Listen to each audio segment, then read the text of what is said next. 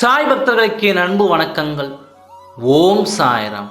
என் அன்பு குழந்தையே, இன்றும் எப்பொழுதும் உன் துணையிடம் சேர்வேன் என்று எதிர்பார்த்து காத்து கொண்டிருக்கிறாய்.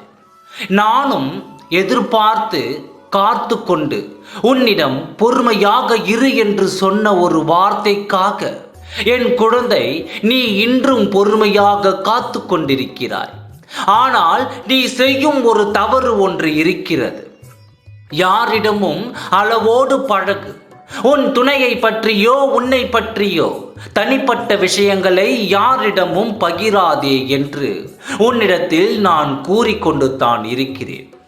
எப்பொழுது உன் வாழ்க்கை கெடும், கை கொட்டி சிரிக்கலாம் என்று காத்து கொண்டிருக்கும் நபர்களுக்கு நீ எப்பொழுதும் உன் கைகளால் இனிப்பை கொடுப்பது போலத்தான் நீ ஒவ்வொரு காரியங்களையும் செய்து கொண்டிருக்கிறாய். உன்னிடம் அப்பா சொல்வதை கேட்பதாக இல்லையா? உன்னை சுற்றி நல்லவர்களும் இருப்பார்கள், தீயவர்களும் இருப்பார்கள். அனைவரிடத்திலும் நீ ஒரே மாதிரி பழகினால் அது உன் வாழ்க்கைக்கு ஆபத்து. என் அன்பு குழந்தையே, யாரிடம் எப்படி பேசுவது, யார் உன்னிடம் எப்படி பழகுகிறார்கள் என்று உன்னால் காண முடியும். அந்த திறமையும் குணமும் என் குழந்தையிடம் இருப்பது எனக்கு தெரியும். அதை வைத்து உன்னிடம் யார் எப்படி பேசுகிறார்கள், நீ சொல்வதை எந்த நோக்கத்தில் அவர்கள் கேட்கிறார்கள் என்று தெரிந்து கொண்டு அவர்களிடத்தில் பழகு. உன் மனதில் நான் தெரியப்படுத்துகிறேன். உன்னிடத்தில் தீய குணத்தை உள்ளே வைத்துக்கொண்டு வெளியே உன்னிடம் சிரித்து பேசும் நபரை உன் முகத்திற்கு நேராக வெளிச்சத்திற்கு கொண்டு வருகிறேன். அதுவரை சற்று கவனமாக பழகு. இப்பொழுதும் உனக்கு ஒரு சிறிய பிரச்சனை உன்னை சுற்றி உள்ள நபர்கள் வந்து உள்ளது. அது என்ன தெரியுமா? நீ அவர்களிடம் பேசுவதை ஒருவர் உன் துணையிடம் வரை கொண்டு போய் சொல்லிக் கொண்டிருக்கிறார். உன் தனிப்பட்ட விஷயத்தை இப்பொழுது உன் துணைக்கு சென்று விட்டது.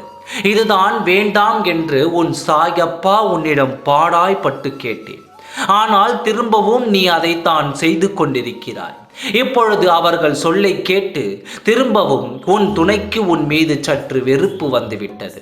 உன்னிடமும் உன் துணையிடமும் இருக்கும் ஒரே ஒரு குற்றம் இதுதான். யார் எதை சொன்னாலும் நம்பி அதன்படி நடந்து கொள்வது. இதை நீ திருத்தி கொண்டாலே உன் வாழ்க்கையில் நீ பிரிவு இல்லாமல் ஒற்றுமையாக நீங்கள் வாழலாம். இனி யாரிடமும் எதையும் நீ பேசிக்கொண்டிருக்காதே. இந்த வாய்ப்பை உனக்கு கடைசி வாய்ப்பாக கொடுத்து உன் துணையின் மனதில் திரும்பவும் உன் மீது அந்த வெறுப்பு இல்லாமல் உன் சாயப்பா நான் சரி செய்து தருகிறேன். ஆனால் நான் சொல்வதை உன் மனதில் வைத்து கொண்டு வந்தாலே நீ உன் துணையிடம் கூடிய விரைவில் சேரலாம். உன்னை சுற்றி இருப்பவர்கள் நல்லவர்களும் இருக்கிறார்கள், கெட்டவர்களும் இருக்கிறார்கள். இதை மனதில் வைத்து கொண்டு பேசினாலே உன் வாழ்க்கை நலமாக இருக்கும். நீ வருத்தம் இல்லாமல் இருப்பாய். கவலை இல்லாமல் தைரியமாக இரு. நான் இருக்கிறேன். அனைத்தையும் நான் பார்த்துக் கொள்கிறேன்.